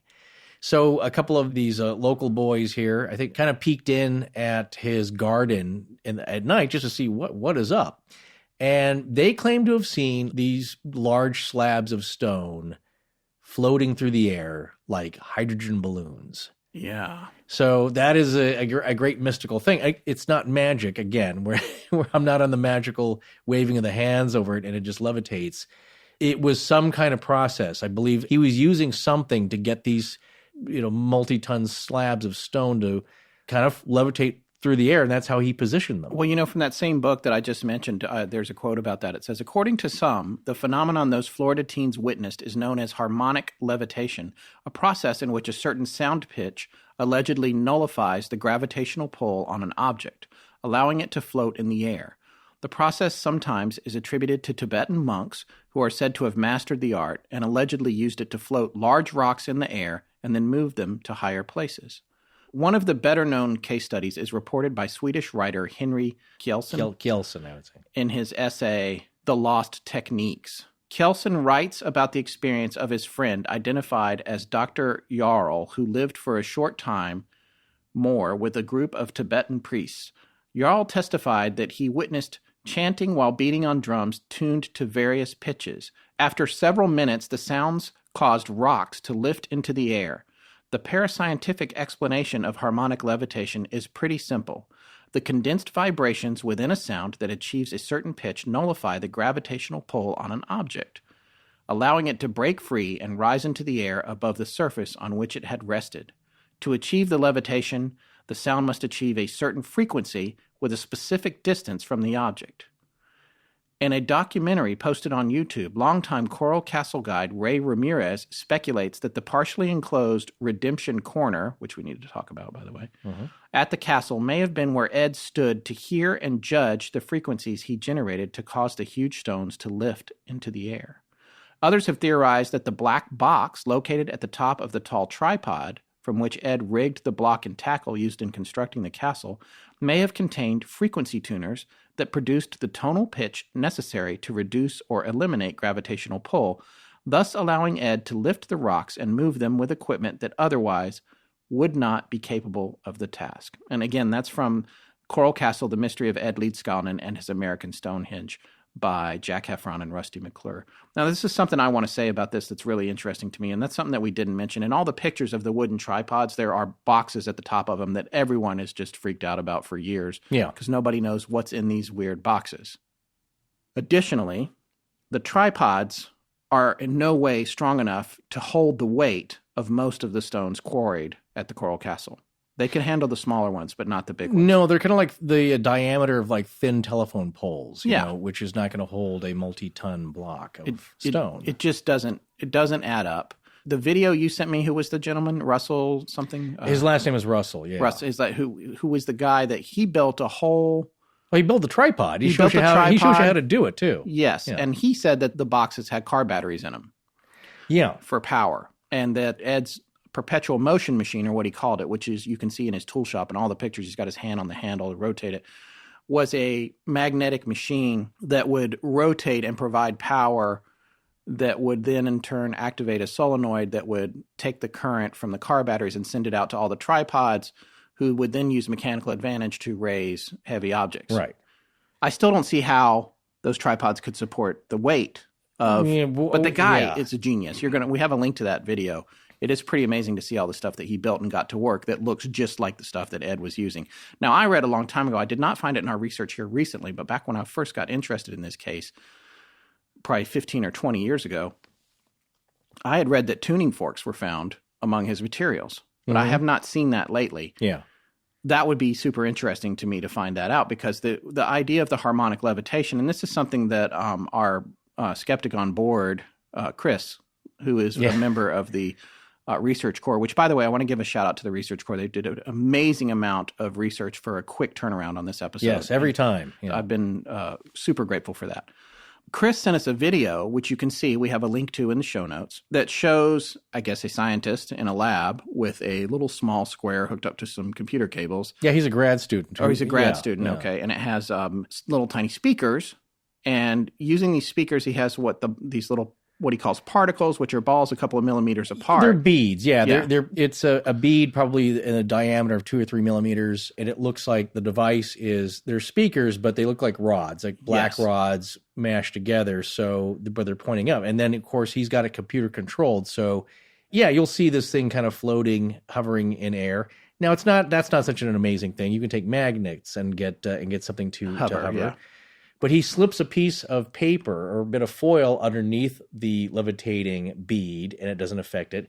He can pick the block of these tiny speakers up and turn it. And upside down. Yeah, and it stays doesn't fall. in place. It's like there's no gravity for it. Yeah, but it's also it's like a tractor beam. It's kind of like it's got it stuck in place. Yeah. The point is, that is technically harmonic levitation. That is proof of concept. Now, in a very tiny spot. Yeah, but it's in its infancy. If you can do it tiny, maybe you can do it big. Yeah. And maybe Ed was doing it big a long time ago. Of course, there were no speakers on site that I know of. Well, no, but there were rumors of him singing to the stones, really? Rumors of the tuning forks. The kids are saying there's levitation. There's so many things. And by the way, that repentance corner, boy, that's strange. That's like a little room, has a slot where, like, if a kid would misbehave, to your point about people running through the shrubs. Oh, is that what it is? Yeah. They would put their head down like in this slot, and they would be trapped almost like they were in a stockade. Oh. And he would sit inside the room and talk sense to them. Wait, this really happened? Supposedly. Oh, is that part of the tour? The ARC had a field day with that. Oh, my goodness. Just like, this was this little room. There's some control issues going on there. Right. Well, I don't know. He's an eccentric. It goes with the territory. Yeah. However, there are some real interesting things that go along with this when you start involving sound and harmonics and magnetism, because it's all part of the grand unified theory, I think. He passed away off property. Yeah, he left. We'll talk he about knew that. He was, yeah. Yeah, he was. We can get to that in a minute. We'll get to it in more detail, but he was sick, so he got on a bus, went to a bigger hospital in Miami, I believe, and then, when he passed away, people were curious, like, what's he got there? And so, a couple of the neighbors went and looked, and they took some... They were also guarding it. Yeah, they were also guarding it because it's People guarded intense him. curiosity. Oh, of course. Yeah. Well, his legend and lore is right there for everyone to see. Yeah. But what they found was that bit of money, the $3,800 and his tools. And then, but what's the secret machine here they're looking at? And they didn't find much, except there was a box at the apex of the tripod made out of these logs. There was a flywheel machine, which it spun in a certain direction, and it had magnets around the outer perimeter. By the way, you know how many magnets it originally had? 16. Okay, now... Right, and that was another thing that your guy suggested in the video you sent me, Mr. Russell, said that he thought that the Sweet 16 might possibly be an allusion to his machine that he had invented that helped him build the castle. I don't have many conclusion points here, but I want to say it before I forget. The more I've heard about this, I don't think so much that Sweet 16 means his teenage sweetheart as much. I think there might be some tie-ins, because he just cryptically said, it's for my Sweet 16. She's going to come back someday. Well, and by the way, here's something I had meant to say earlier with regard to that. Agnes Scuffs, who he said was his Sweet 16, who jilted him at the altar. Right. There's something about her name that you should know. Her last name is not Scuffs. No. In Latvian, Agnes means innocent and Scuffs means kiss. Ah, there you go. Innocent kiss. An innocent kiss. It just sounds like a made-up story. Yeah. And we also have the other woman, whose name escapes me. I always want to say Hermione, but who the other... Hermine, the Kristaps. Right, the Kristaps mentioned, and other people are aware of as well, who he was supposed to marry but couldn't afford the dowry. Yeah, as an arranged marriage. Right. So the more I hear about this, it's like he's very cryptic, but he's dropping clues, because you don't put out a pamphlet book to do that when you're trying to give clues, and people read that. It's like, well, makes no sense.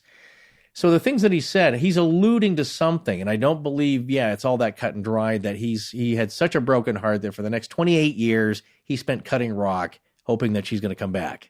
After being probably married with her own family. And in his books, he says, I didn't get the girl. He said, I've always wanted it. It's kind of sad. He's like, I always wanted a girl. I never had one. I mean, he's got tuberculosis. It's hard. Yeah. It's hard to, it's hard to get close to a woman with if you have TB. But he's getting at some interesting real properties that are kind of mysterious that are accepted. Yeah. The field of cymatics, which is it's kind of an area of modal vibrational phenomena. And you can do this at home, folks. You take a piece of a cardboard or any kind of membrane. Like you could stretch a piece of cellophane over a speaker. You pour salt or very fine sand or sugar on it. You play a high-pitched tone on the speaker, it will form patterns, start to form very beautiful patterns. Yes. And the higher the pitch goes, the more complex the patterns happen. The term was coined by Hans Jenny. But these are principles that it's known you can do it. You can do it at home. They're not sure how this happens other than it's just a natural sound phenomenon. So sound has power. Yeah. To levitate. And, which, as we mentioned earlier, the walls of Jericho. Look that up, folks. Yeah. Trumpets, horns, walls coming down. Yeah. The classic story. So anyway, there's things you can do with sound that are provable, but they're on a very small scale. So what if Ed just knew how to amplify that using the tools that he had? This is always what I found strange. When he passed away, I don't know if he kind of prepared himself because he knew he was getting really sick. He didn't feel well. He knew he was going to have to take this bus ride up to the hospital, that maybe he hid some stuff, because really when you look at it, it's a disappointing collection of rusty tools that they found. Nothing really earth-shattering. Well, and this is the other thing, and I haven't seen it anywhere else, but in the In Search Of, they implied that they found a treasure map. Yeah. No one is mentioning that anywhere. No, I know. I didn't see that anywhere else. They walked all around. They show people literally scratching their heads. Well, that's what I would do. They walked all around and couldn't figure out what it's like. What is that? Was there a treasure map? Where did it go? It didn't seem to correspond to the park. Well, every map needs a key. Yeah. And he didn't provide a key to this. No. And other people have talked about how, he carved his these numbers into the doorway over his living quarters, but those were his immigration numbers. It was common practice. Because if your papers got lost, you wanted to be able to prove that you were safe in the country. That didn't necessarily mean anything, but other people said, no, that's a secret code. And one guy went so far as to break it down and say it's a special kind of number. And if you apply all this math to it, it talks about all these secrets. And Ed must have been a genius because he somehow managed to get his immigration numbers to correspond with this formula. Well, talk about confirmation bias. Well, I mean, no, but you're hammering that the square peg into the round hole in the stone slab. What makes sense to me, though, is that if you want to remember some numbers for something else, it's easy to use numbers you already know by heart. Yeah. If he already knew his immigration numbers by heart, what's a good password? Well, you're going to remember that. Yeah. So I don't think it's backwards compatible, but obviously the numbers meant something, and maybe not. Well, I don't know. He's in America now. How many times you get asked for your papers? And I said something about this earlier, but when I talked about specifically vial vortex number 18, as described, vial, VILE, by the way, so as not a good one, right? Yeah. As described by Ivan T. Sanderson, it corresponds with Bimini, and you guys should look up the Bimini Road, because what Ivan T. Sanderson says is that every vial vortex has some sort of monument near it. Interesting. So ancient monuments. Yeah, ancient monuments. There are scientists who now think the Bimini Road is a natural occurrence, but there are other people who say it isn't, and that they found another layer underneath it that defies the description of it being natural. So you just have to look it up. That's a whole other thing, the Bimini Road. It looks like a giant road under the water. People thought it was Atlantis when they found it, which some divers found it in like 1972 or something, I think. There's that. The other thing I wanted to talk about was the guy that I mentioned earlier. Is this okay with you? Can we move on to Wally? Yeah, let's go to Wally World. Wallace Wallington, contractor. for 30-some years, older gentleman now, which would explain why he did not want to do an interview. I think he did a lot of groundbreaking work, but it was in the early 2000s. And at this point, he's a grandfather, and I think he's done talking about it. He's been on History Channel. He's been on a billion. There's YouTube videos with like 1 million views where he is single-handedly moving huge concrete blocks using principles of leverage and simple mechanical advantage to achieve a lot of the kinds of things that Ed would have done. Now, I want to make something clear. In fact, he takes one like heavy rock column that's square, and he's built with wood, this sort of serpent-shaped piece of wood, and then he's able to just simply roll the rock across the wood. Oh, he also has this huge stone column that weighs, I don't know, a ton or more, and he's raising it up by leveraging it. He would lever it up like a seesaw, and while it's up on one angle, he puts a 2x4 under it that's in a frame so it can't fall out. And then he rocks it the other way and puts a 2x4 under it. And he eventually does this to the point where it's so tall he can actually stand it up pretty easily. He also rotates a 20-ton barn by himself using these principles that he developed. It's pretty fascinating stuff. I emailed him and asked him if we could interview him. He just said maybe some other time. Well, you got Ronnied. Yeah, I got Ronnied. Speaking of Ronald. Well, Ronald Johnson. Delphus, Again, yes. older guys, when you're in your 60s and 70s, you've told the story so many times. Yeah, times. you don't It's want like- to tell it anymore. It's like, But yeah. he did say in his email to me that I do believe Ed could have built it alone. He didn't Yes. say what that implied, but he goes, I do believe he could have built it alone. Whether he meant mystically or otherwise, or just using some of the methods he came up with.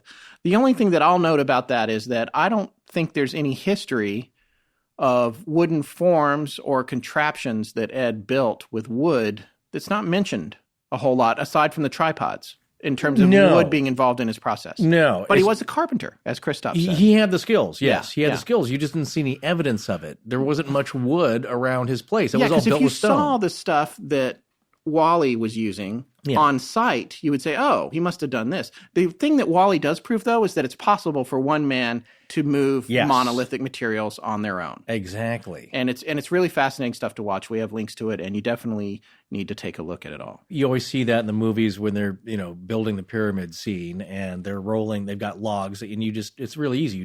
You take one log. It's not easy for me, but you take one No, log. it's easy for the slaves. It's easy for the 10,000 slaves you have, and you put the log in the front. You move the block along it. Mm-hmm. Those size blocks. The point is, takes a bunch of people and a whip. Well, So, and there's a prevailing theory now, and a guy actually built a replica and did this on the Moai as well, on Easter Island, saying that they walked them into position. Yeah. With ropes up at the top, and they literally just walk them. Yeah. It still takes 10 people or whatever, Right. but they're walking it to where it needs to go. Yeah. So it's interesting. All that stuff is interesting. Ed was not seen, as far as I know, doing any of that stuff. Mr. Moser and his wife came to visit Ed one day because they want to see how's he getting along? He's kind of sickly, and in a short amount of time, he'd already lifted a giant slab out of the ground. Yeah, this was right after he had purchased the land. It freaked them out. Yeah. Because it's like, how did you do this? Yeah. Because he didn't really have much tools then either. Yeah. He was just starting out. So that was the first start of it. He came there with this knowledge. Eventually, Ed, I think he got kind of lonely, and he missed his family. Who knows what he left behind? He did have a surviving brother named Otto, who he sent a letter to. And in the letter, he said, I haven't spoken to anyone in Latvia for 35 years. And I guess Otto's son intercepted the letter and took it to the Communist Party because he was afraid to communicate with him. Oh, no. Yeah. So he never heard back.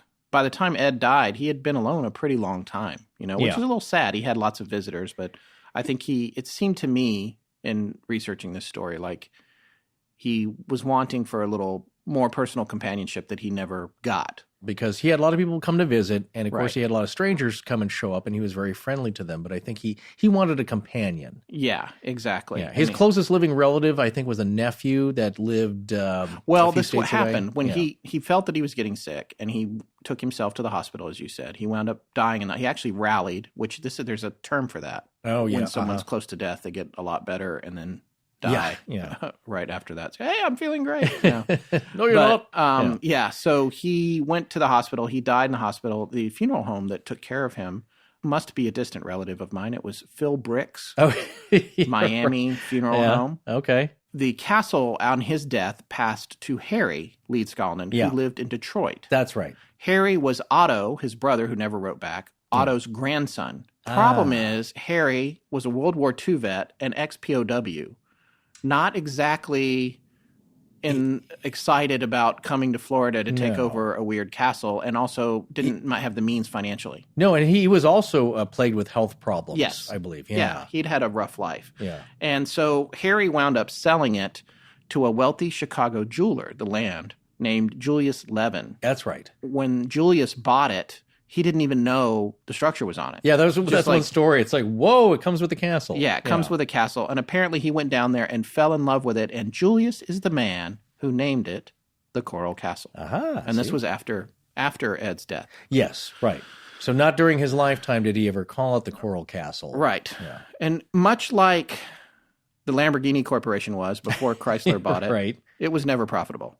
No. Amazing things, but never, never. A lot of people money went. maker. Julius loved it. His family loved it, but they never made much money on it. And to this day, it's a testament, though. It's famous. So many movies have been shot there. People know about it. Billy Idol wrote a song about it. There's a lot to it, and it's going to live for a long time, even now that Ed's been dead for years and years and years, and it's still always going to be there. And by the way, one of the things that Chris figured out in the Ark was he did all the math, and I can share this incredibly long thread about how many newtons it would take to tear it down. Yeah.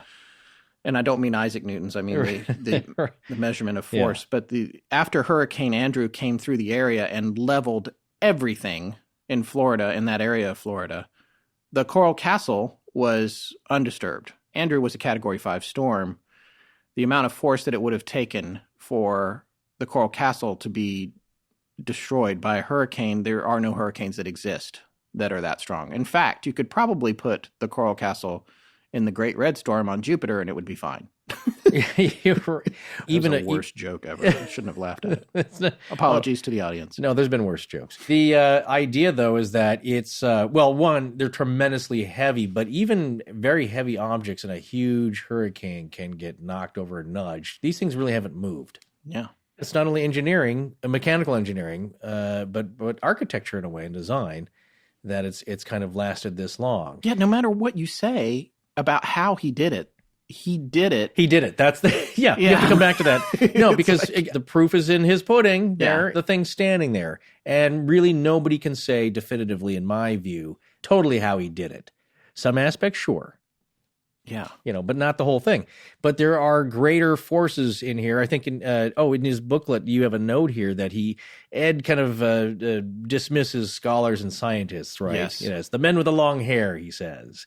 He was kind of poo-pooing the prevailing theories of science and physics and the other natural sciences, right? And everything from botany to biology, because he had theories of the atom, right? About the workings of it. And I think he thought it was all magnets. He said everything was magnets. Everything he said, according to any modern scientist, including Chris in the Ark, is poppycock, according to, poppycock, yes. Ed also said that to levitate something, you just had to reverse its polarity. Yeah, if you can figure that out. But that was a secret. Yeah, and the other thing I remember, too, was when I was looking at this case, 10 or 15 years ago, and I'd come across this knowledge about the tuning forks. Coral was perfect, because it's not coral, but the limestone, the oolite limestone. The calcium carbonate. It has a specific structure to it that is consistent. It's a constant in terms of its density and value. So finding a harmonic frequency, a specific harmonic frequency as it relates to it, it would be perfect for that because it's not made of mixed materials. No, it is mixed materials, but they're perfectly mixed. Yeah, oolite is laid down in like spherical granules of calcium carbonate. A lot of that is, it's the same stuff that shells are made out of. Right. Sea animals have made these, as well as other forces of limestone. Basically, it's laid down, so it has its own distinct properties. When Ed talks about his theories about the atom and electrons, and how every particle is magnetized, it also ties in a little bit with Einstein. Yeah. I'm certainly not going to get into that. No. Because you don't know what I'm talking about. But I can tell you that from my layman's perspective here, it ties in with bigger ideas, and especially ones that are currently being kicked around.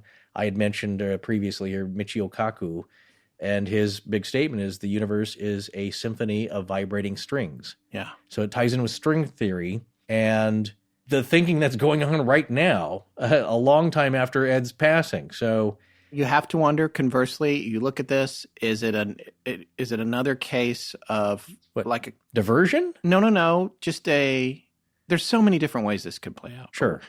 I mentioned P.T. Barnum earlier. Ed did seem to be a bit of a showman. He seemed to be somebody who had enough knowledge to plant red herrings for people. Yeah. I think there could also be a Chauncey the Gardener situation here. I don't know if you've ever seen the movie Being There, folks, but it's about Peter Sellers plays a man who rises to fame based on his really simple sayings that he makes that are statements, I should say, that are all based on television. And turns out he doesn't really know anything. He knows how to garden, and but I'm just saying the bigger idea there. I don't mean to put Ed down. I'm just saying, right. The mythology that has grown up around this story, is astronomical. You think it's bigger than the actual happenings? Well, maybe it is, and that's what they say about a story like this. Or maybe it's just a mundane thing, but everybody's looking for something more exciting because we want to believe in mystery and we want to believe that someone had mystical powers. Or I will agree with that to a certain degree, but what you're trying to do really is fill in the gap. And the gap here is you have a tiny little sickly man, as we've said. Not to make fun of him, but he's a diminutive man, not very strong. And on the other end of the story, you have a monumental collection of huge freaking stones. Yeah. That would take a whole company if they could do it, and not very easily. And a lot of heavy equipment. Okay, and then what's in the middle? What happened in there other than during this 28-year span for one man by himself, not rich? And again, the P.T. Barnum thing is like, he's a bit of a showman, but he's eccentric. So he's entertaining people, but he never really got rich off of it. Yeah, you might have a lot of people every day, but 10 cents a pop, it may explain the $3,800. It didn't really seem like he was out for money, and that wasn't a huge concern to him. He lived very sparsely. He didn't have a lot of nice things, just tools, and imagine just a bit of food, and not much of that either. So what's happening in the middle? What's the secret? Because he existed. People knew him. He had a history. And a pretty crazy one if you listen to our guest, Christoph's. At the other end of it, you have this amazing life's work. It's real. You can go see it. He did it.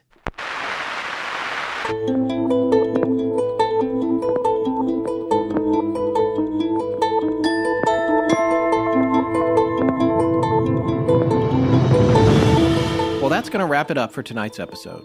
Visit the Great Courses Plus/Legends for a free month of unlimited access to their courses. We'd also like to thank Kristaps Andresans for his time. Check out his podcast, The Eastern Border, on iTunes. This completes our most recent 3-week run, so we'll be back in 2 weeks with a new episode. Our show is edited by Sarah Voorhees, and the theme is by Judson Crane. Sound design is by Ryan McCullough. Special thanks to the ARC and its lead researcher, Tess Feifel. But most importantly, we want to thank our listeners. You can find us online at astonishinglegends.com, as well as Facebook, Patreon, Twitter, Tumblr, Google+, and Instagram. Copyright Scott Philbrook and Forrest Burgess. Good night.